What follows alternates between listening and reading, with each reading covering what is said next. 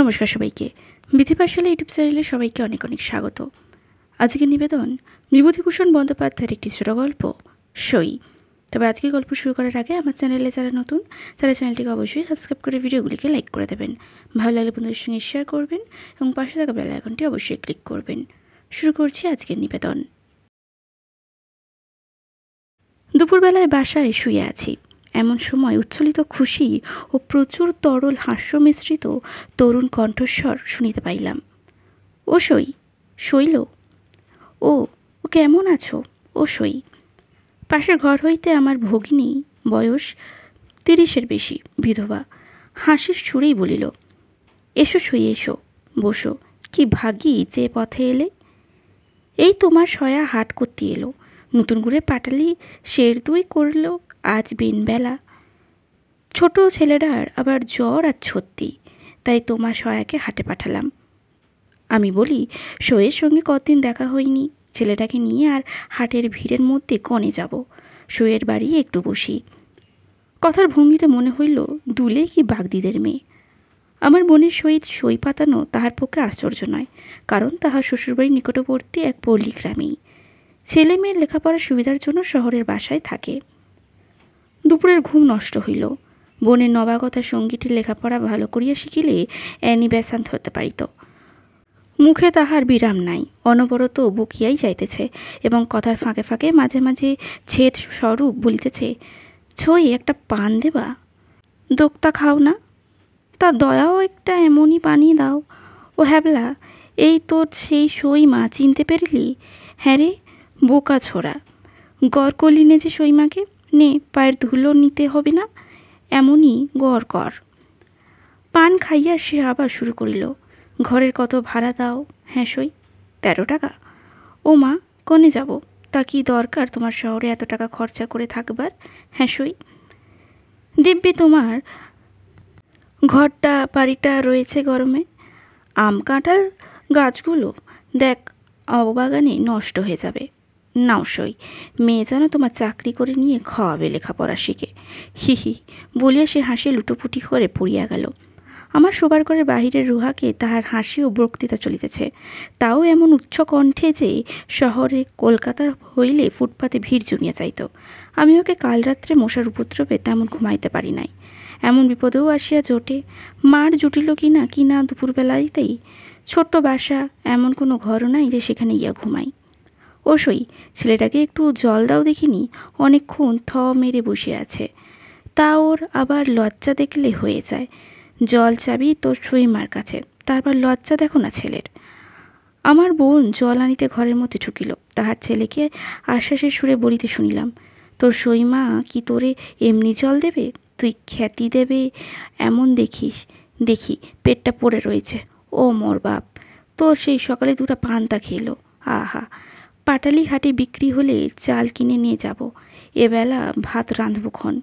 এখন তো সইমা যা খেতে দেয় তাই খেয়ে থাক, পয়সা নিয়েছে মানিক। এই সময় আমার বোন জল এবং বোধহয় 2টো বাটিতে একটু গুড় লইয়া রোয়াকে গিয়ে উপস্থিত হইল, কারণ শুনিলাম সে ছেলেটিকে বলিতেছে, নেই হাবলা, হাত পাত, গুড়টা খেয়ে জল খা, শুধু জল খেতে নেই। হাবলার মা যে একটু নিরাশ হইল, ইহা আমি তাহাদের গলার সুর হইতে অনুমান করিলাম। হাবলার মা নিরুৎসাহভাবে বলিল, নে গুড়টুকু হাতে নে, খেয়ে ফেল, যেন রোয়াকে না পড়ে। একটু ঠিক দুপুরের পরেই সময়টা, এখন যে কিছু খাইতে দেওয়া প্রয়োজন এ কথা আমার বোনের মাথায় আসে নাই বুঝিলাম। তাছাড়া পল্লীগ্রামে এরকম নিয়মও নাই। ভালো কথা সই, তোমার জন্যই ভালো লঙ্কার বীজ এনেলাম। এই মোর আঁচলে বাঁধা ছিল, তা রাস্তার মাঝখানে কোথায় পড়ে গেছে। বাসার জায়গায় আছে গাছপালা দেবার, আছে হাটবার, আবার নিয়ে আসবো। এই সময় আমার ছেলে ভাগ্নে স্কুল হইতে ফিরিল। আমার ছোট ভাগ্নে স্কুল হইতে ফিরিল, টিফিনে ছুটি হইয়াছে। সে সকালে খাইয়া যাইতে পারে নাই বলিয়া ভাত খাইতে আসিয়াছে। ও টুলু, চিনিতে পারো তোমার সই মারে?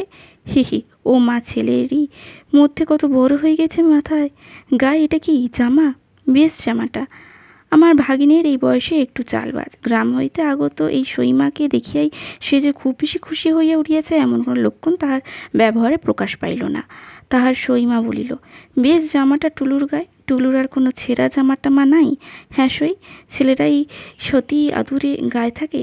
তোমার সয় এবার অসুখে পড়ে গাছ কাটতেও পারিনি। মোটে 10টা গাছ যা রস হয় তাই জাল দিয়ে 1.5 পাটালি হয়। হাটারে হাটে পাটালির দর নেই, তার উপর 6 পয়সা সের। ওই থেকে চাল ডাল, ওই থেকেই সব। গাছের আবার খাজনা আছে। ছেলেটাকে একখানা দোলাই কিনে দেবো ভাবছি আজ 3 হাটে। কোত্থেকে দেবো বল দেখিনি সই, কী যে কি করি। ছেলের আবার আবদার দেখো না। আমার বোন বলিল, কি বলছে হাবুল? ওর কথা বাদ দাও সই। রাস্তা দিয়ে ওই যে মিনসে চিনি কি বলে ওগুলো? হাবুল বলিল, গোলাপ পাছড়ি। তা যে ছড়ি হোক, ওই ওকে কিনে দিতে হবে। না, ও খায় না। ছি, গোলাপ পাছড়ি নাম দেখো না। আমার ভাগ্নের দৃষ্টিও বোধ ইতিমধ্যে গোলাপ পাছড়ির দিকেই পড়েছিল। সে ছুটিয়া গিয়ে ফেরিওয়ালাকে ডাকিয়া আনিল এবং আমার শটাং আসিয়া বলিল, গোলাপ ছাড়ো দেখনি মামা, পয়সা দাও। বোধ হইল হাবুলের কিছু ভাগ পাইয়াছে, কারণ একটু পরেই হাবুলের মায়ের খুশি ভরা গলার সুর শুনিতে পাইলাম। নেও, হলো তো? কেমন? বেশ মিষ্টি। খাও, পাটালির চেয়ে কি বেশি মিষ্টি? দেখি তো, দে একটু গালি দিই। কি জানি, এসব কখন দেখিনি চোখে। একটু পরে টুলুকে ভাত দিতে তাহার মা রান্নাঘরে চলিয়া গেল। সেই সময় শুনিলাম হাবুল নাকে ছুঁড়ে বলিতেছে, না মা, আর তোমারে দেখো না আমি তবে কি খাবো। হাবুলের মা তাহার সইকে আর পাইল না, কারণ ছেলেকে খাওয়াইয়া স্কুলে পাঠাইয়া দিয়া নিচের ঘরে বোধহয় বিছানায় শুইয়া পড়িয়াছে। অনুপস্থিত সইয়ের উপস্থিতি হাবুলের মা আপন মনে অনেক গল্প করিয়া গেল। খানিক পরে শুনিতে পাইলাম বলিতেছে, ও সই, কনে গেলে? ঘুমোলে নাকি? মোরে আর একটা পান দিবা না? কেহ তাহার কথার উত্তর দিল না। বেলা 3টে বাজিয়াছে। আমি বেড়াইতে বাহির হইয়া গিয়া দেখি অতি মলিন শাড়ির পরনে এক 22-23 বছরের কালো কেলো মেয়ে একটা চুপড়ি পাশে রাখিয়া ঠিক পৈঠার কাছে বসিয়া আছে। তার ছেলেটিও কাছে বসিয়া তখন গোলাপ পাছড়ি জুতিছেতে। আমাকে দেখিয়া মেয়েটি থতমত খাইয়া মাথার ঘুমটা খুলিয়া দিল। দুপুরে বিশ্রামে ব্যাঘাত হইয়া মনটা বিষরক্তই ছিল।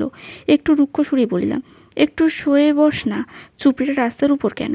মেয়েটা ভয় সংকোচে জড়সড় অবস্থায় চুপড়ি সরাইয়া একপাশে রাখিয়া নিচে যেন একেবারে মাটির সহিত মিশিয়া গেল। সন্ধ্যার কিছুক্ষণ আগে উকিলদের ক্লাবে টেনিস খেলিয়া বাসে ফিরিতেছি। দেখি বাসার পাশে বড় রাস্তার ধারে তেঁতুলতলায় শুকনো পাতার উপর আমার বোনের সই তাহার ছেলেটিকে লইয়া বসিয়া আছে। পাশে সেই চুপড়ি এবং একটা ছোট্ট ময়লা কাপড়। সন্ধ্যা হইবার দেরি নেই। তেঁতুল গাছের মুখডালে রোদও দেখা যায় না। হাবুলের বাপ এখনও পাটালি বিক্রি করিয়া হাট হইতে ফিরে নাই।